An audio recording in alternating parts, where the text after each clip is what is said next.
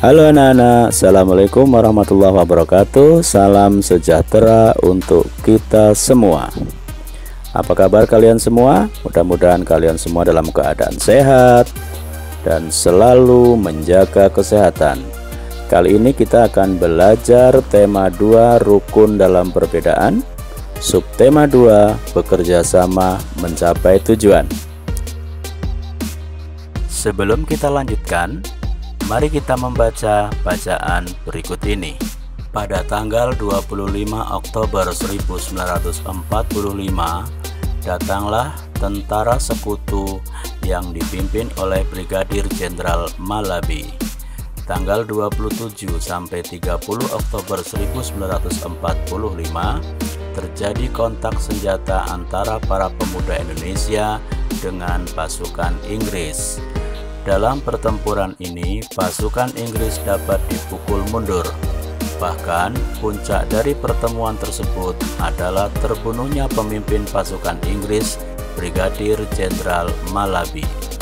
Pada tanggal 9 November 1945, Inggris mengeluarkan ultimatum yang berisi semua pemimpin dan orang Indonesia yang bersenjata harus melapor dan meletakkan senjatanya di tempat yang ditentukan dan menyerahkan diri dengan mengangkat tangan.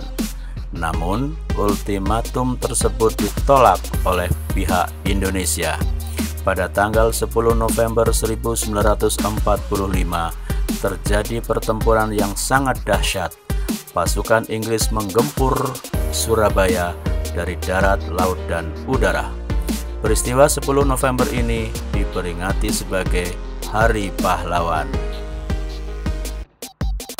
Berdasarkan bacaan yang baru saja kita baca, isilah peta pikiran berikut menggunakan kalimat efektif. Anak-anak pintar, dari bacaan tadi Pak Susanto akan menjelaskan bagaimana mengisi peta pikiran dengan kalimat efektif. Tetapi sebelumnya perlu kalian ketahui bahwa kalimat efektif adalah kalimat yang mengandung gagasan pembicara atau penulis yang terdiri atas kata-kata yang mempunyai unsur subjek, predikat, objek, dan keterangan. Perhatikan contoh berikut. Pasukan Inggris menggempur Surabaya dari darat, laut, dan udara.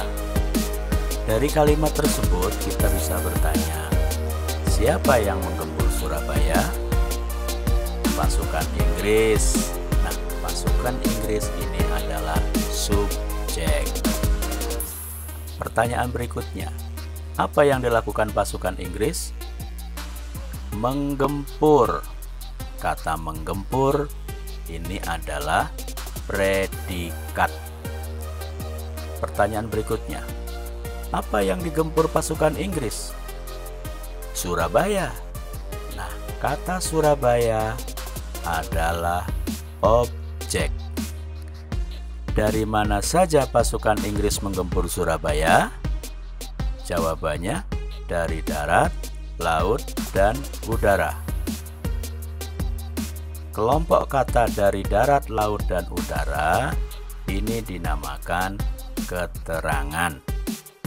Nah, kalimat pasukan Inggris menggempur Surabaya dari darat, laut, dan udara itu adalah kalimat efektif.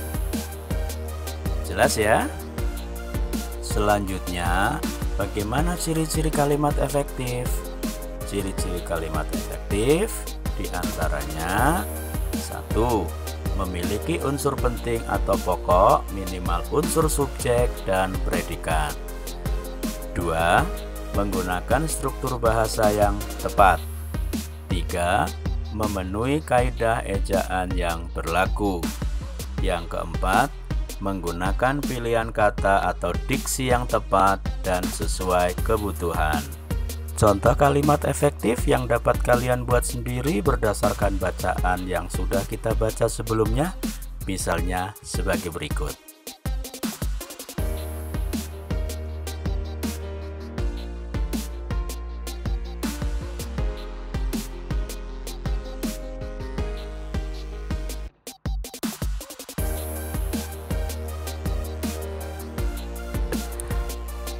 Demikian pertemuan kita kali ini pada pembelajaran tema 2, subtema 2, bagian yang pertama.